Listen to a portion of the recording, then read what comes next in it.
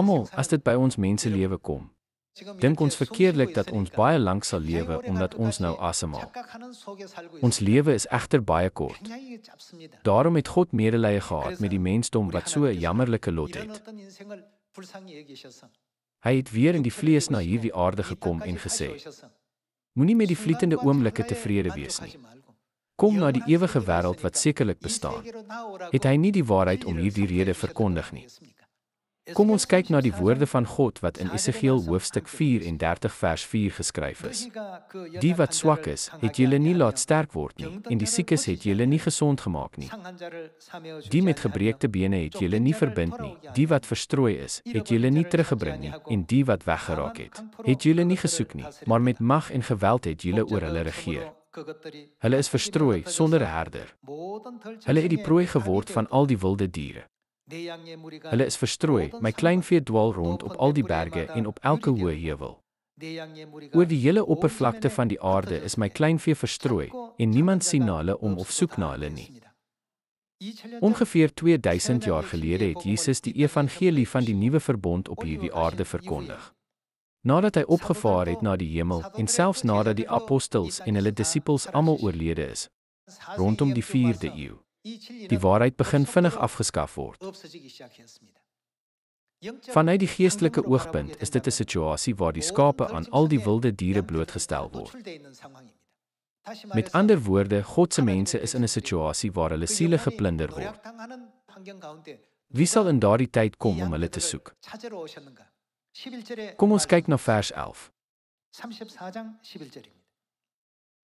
Ja, so sê my Heer die Here. Kyk, ek self, hoofstuk 34 vers 11. God het gesê, ek sal hulle soek, ek self, gaan omsien na my kleinvee en hulle opspoor. Soos 'n herder sy kudde opspoor op die dag wanneer hy tussen die verstrooide kleinvee is, so sal ek my kleinvee opspoor. Ek sal hulle red uit elke plek waarheen hulle verstrooi is op 'n dag van wolke en diepe duisternis. In die Bybel dui 'n dag van wolke en duisternis op die laaste dae. Ek sal hulle uit al die plekke red, op 'n dag van wolke en diepe duisternis, dit wil sê in die laaste dae. Vers 13. Ek sal hulle uitlei tussen die volke, hulle bymekaar maak uit ander lande en hulle na hulle grond bring. Ek sal hulle laat wei op die berge van Israel, by die stroombeddings en by al die woonplekke in die land. In goeie weiding sal ek hulle laat wei, op die berghoogtes van Israel sal hulle weiveld wees. Daar sal hulle in goeie weiding gaan lê, geil weiding sal hulle bewei op die berge van Israel. Ek sal self, wat sal hy doen, my skape oppas.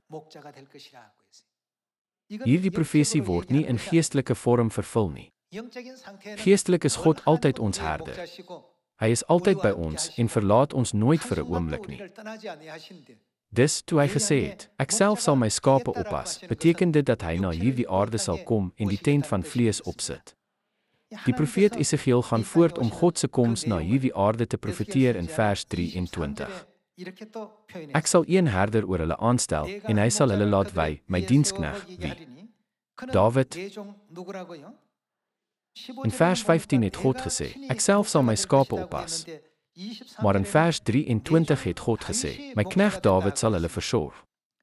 Hy sal versorg hulle en wees hulle herder. Dit is hy wat sal hy doen?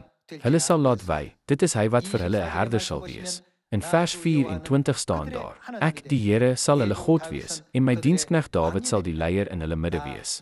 Ek die Here het gepraat. God het self na hierdie aarde gekom in die vlees om die waarheid wat weggeneem is, te herstel en na ons terug te bring.